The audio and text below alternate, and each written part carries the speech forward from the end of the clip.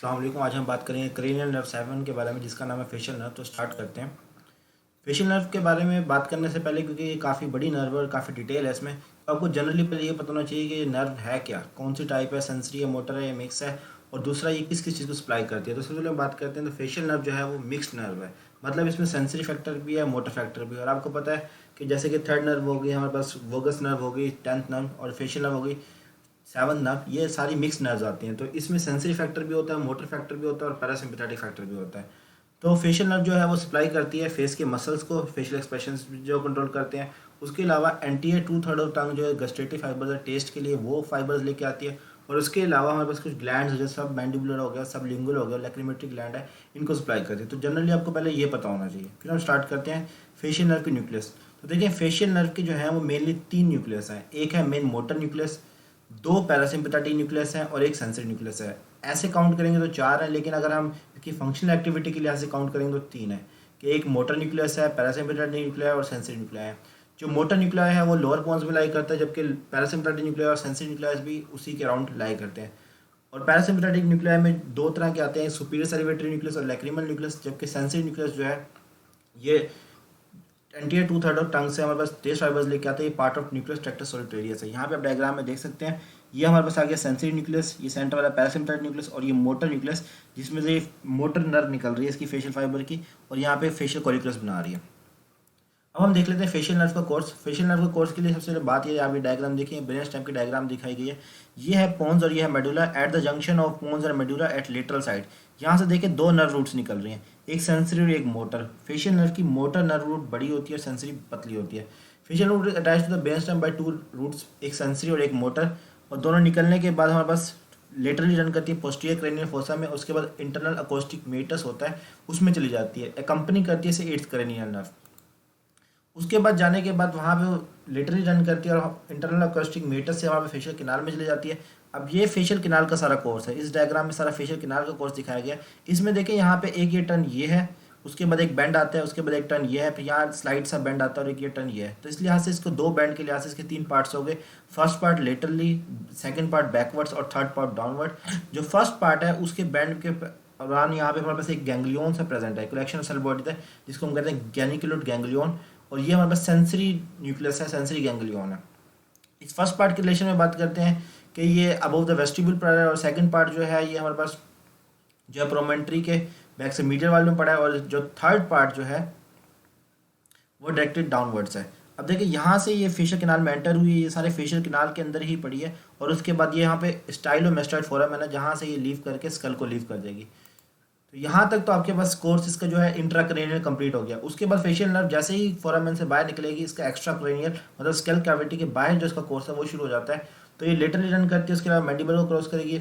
यहाँ पर कौन से ग्लैंड में आएगी, यहाँ पे बस आ जाएगी पिट्रस पार्ट, सॉरी पैराटल ग्लैंड में आ जाएगी। पैराटल ग्लैंड में यहाँ पे 2, एक रेट्रोमैंडिबुलर वेन और एक्सटर्नल कैरोटिड आर्टरी। देखिए यहाँ पे आने के बाद रेट्रोमैंडिबुलर वेन और एक्सटर्नल कैरोटिड आर्टरी जो है उससे रिलेट करेगी, मतलब पैरोटिड ग्लैंड के अंदर ही सब्सटेंस में 3 चीज़ें होती हैं, एक फेशियल नर्व, रेट्रोमैंडिबुलर वेन और एक्सटर्नल कैरोटिड आर्टरी। वहाँ पे आने के बाद वहाँ से लीव करते ही यहाँ पे टर्मिनेट हो जाएगी 3 ब्रांचेज में, सॉरी 5 टर्मिनल ब्रांचेज में, temporal, zygomatic, buccal, marginal mandibular और सर्वाइकल। अब यहाँ डायग्राम में देख सकते हैं, यहाँ पे स्टाइलोमेस्टॉइड फोरामेन से लीव करेगी, यहाँ पे एक ग्लैंड पड़ा होगा जिसे हम पैरोटिड ग्लैंड बोलते हैं, उसके सब्सटेंस में आएगी, वहाँ के 5 ब्रांचेज में डिवाइड हो जाएगी, temporal, zygomatic, buccal, middle marginal, cervical, marginal mandibular और सर्वाइकल। ये फर्दर मैं आपको मजीद डायग्राम में दिखाऊंगा। यहाँ तक हमारा फेशियल नर्व का कोर्स कंप्लीट होता है। अब इसमें फर्दर एलेबोरेट किया गया है, जो जो इसकी ब्रांचेज है इसको बड़ा करके डायग्राम में दिखाया गया। अब यहाँ पे गौर से देखें, ये है इसका पैरासिम्पैथेटिक न्यूक्लियस, जिसमें लैक्रिमेटरी और सुपर सैलिवेटरी न्यूक्लियस आता है। ये हमारे पास आ जाता है इसका न्यूक्लियस ट्रैक्टस सोलिटेरियस वाला न्यूक्लियस, मतलब सेंसरी न्यूक्लियस, जो हमारे पास सेंसरी फाइबर्स टेस्ट से टंग से लेके आएगा, एंटीरियर 2/3 ऑफ टंग से। और ये हमारे पास आ गया इसका मोटर न्यूक्लियस, सारे मिल गए हैं, और यहाँ पे आके एक कॉमन नर्व बना दिया facial nerve. Internal acoustic meatus आया, उसके बाद यहाँ पे देखें इंटरनल अकोस्टिक मेटस से क्रॉस करेगा और आगे अंदर आने के बाद यहाँ पे फेशियल किनाल आ जाएगी। फेशियल किनाल में ये फर्स्ट पार्ट आ जाता है, उसके बाद मैंने आपको बताया था जेनिकुलेट गैंग्लियन आएगा फर्स्ट बैंड के करीब। अब देखिए यहाँ से एक ब्रांच निकलती है जिसे बोलते हैं greater petrosal nerve. Greater petrosal nerve आगे हमारे पास डीप पेट्रोसल नर्व दे देती है। डीप पेट्रोसल नर्व देने के बाद वो अब यहाँ पे हमारे पास देखें सफीनो पैलेटन गैंग्लियन है, सफीनो पैलेटन गैंग्लियन में से हमारे पास एक ब्रांच निकलेगी जाइगोमेटिक नर्व। जाइगोमेटिक नर्व हमारे पास आगे लैक्रिमल नर्व से कम्युनिकेट करेगी और वो हमारे पास सप्लाई करेगी किसको, लैक्रिमल ग्लैंड को। तो यहाँ से ये देखें लैक्रीमेटरी जो न्यूक्लियस था इसके फाइबर्स इसके जरिए होते हुए हमारे पास लैक्रिमल ग्लैंड में चले जाते हैं, मतलब हमारे पास लैक्रीमेशन का भी रोल इन्वॉल्व है फेशियल नर्व में, पैरासिम्पैथेटिक एक्शन। उसके बाद हम नीचे आ जाते हैं, एक तो हमारे पास देख ली कौन सी ब्रांच, ग्रेटर पेट्रोसल नर्व। उसके बाद हम नीचे आ जाते हैं नर्व टू द स्टेपिडियस।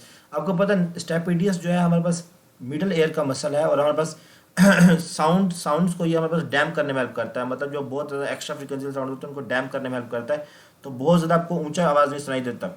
तो जो ये नर्व प्रोवाइड करता है ये भी फेशियल नर्व प्रोवाइड करता है। अगर इस नर्व की पैरालिसिस हो जाएगी तो वो कब होगी, जब यहाँ से फेशियल नर्व डैमेज हो जाएगी। उसके नीचे हमारे पास आते हैं तो यहाँ पे आते हैं कोडा टिम्पैनी ब्रांच।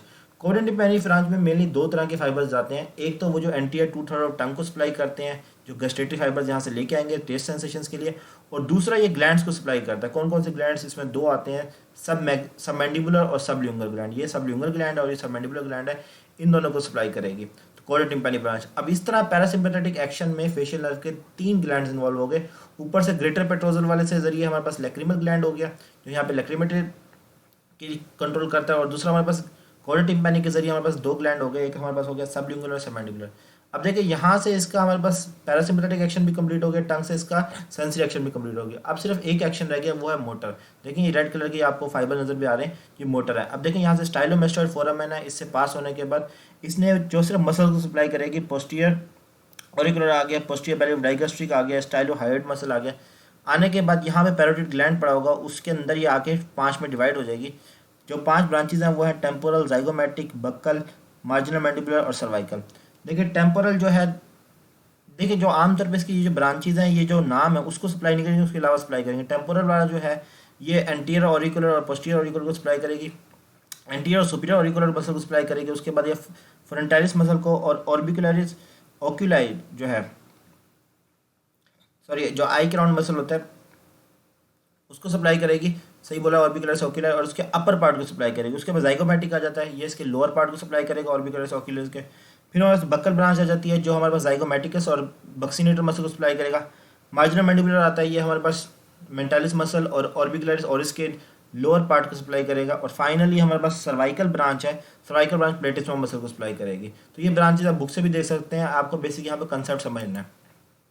फिर इसके आ जाते हैं क्लिनिकल से रिलेटेड। क्लिनिकल में सबसे इंपॉर्टेंट आता है बेल्स पॉलिसी। बेल्स पॉलिसी में क्या होता है, अगर फेशियल नर्व कंप्रेस हो जाए या फिर उसकी इंजरी हो जाए स्टाइलोमेस्टोइड फोरामेन से पास होने के बाद, तो जो क्लिनिकल सिम्टम्स अपेयर होते हैं उसको हम कहते हैं बेल्स पॉलिसी। उसमें होता है क्या, देखिए यहाँ पे जब स्टाइलोमेस्टोइड फोरामेन से निकल जाएगी तो आपको पता है कि सिर्फ इसका मोटर कंपोनेंट इंटैक्ट रहेगा, और वही जब पॉलिसी होगी मतलब वही कंपोनेंट जाएगा तो सिर्फ क्या होगा, फेशियल नर्व के पैरालिसिस की वजह से यहाँ पे आपके फेशियल नर्व जो है, जिस साइड की फेशियल नर्व होगी उस साइड पे फेशियल नर्व पैरालाइज हो जाएंगे।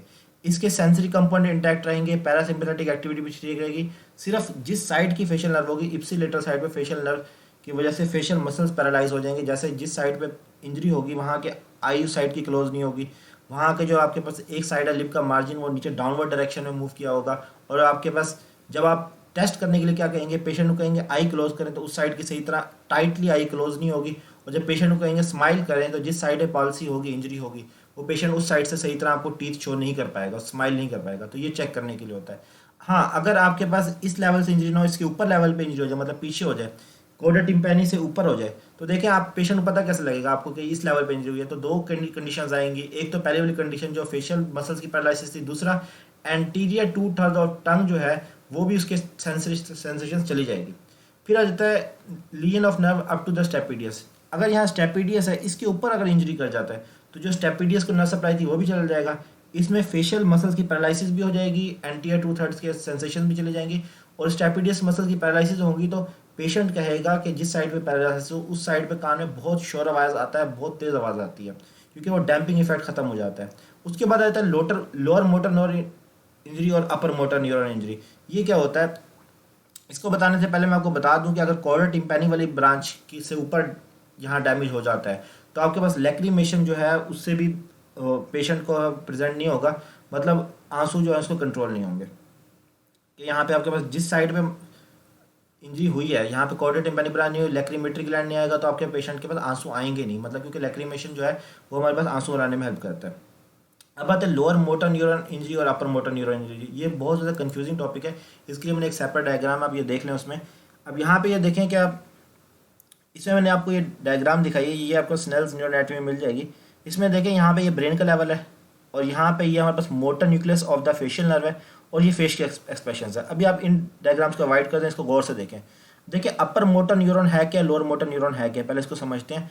तो जो न्यूरॉन्स ब्रेन के लेवल पे हैं, जो कंट्रोल कर रहे हैं खुद motor nucleus of facial nerve को, ये वाले जो न्यूक्लियस जो कॉर्टिको न्यूक्लियर फाइबर्स हैं, ये हैं अपर मोटर न्यूरॉन्स जो कॉर्टेक्स में लाई कर रहे हैं। उसके बाद जो नीचे वाले न्यूरॉन्स हैं, जो मोटर न्यूरॉन है अपना फेशियल नर्व का, और ये जो फेशियल नर्व आ रही है ब्लैक कलर की आपको नजर आ रही है, फेशियल नर्व जो अपनी आ रही है, ये सारी लोअर मोटर में आती है। और ये जो रेड वाला रीजन है, जो ऊपर वाला, ये अपर मोटर में आता है।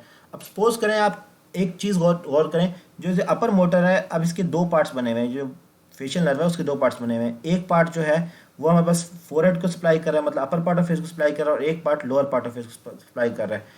दोनों साइड पे आप ये देख लें, ये राइट साइड के लिए, लेफ्ट साइड के लिए। अब यहाँ पे देखें, कॉर्टिको न्यूक्लियर फाइबर्स हैं जो अपर पार्ट ऑफ फेस को सप्लाई के लिए। इसमें देखें ये वाला जो है, इसमें राइट साइड से भी इसके फाइबर आ रहे हैं और लेफ्ट साइड से भी आ रहे हैं, दोनों साइड से आ रहे हैं।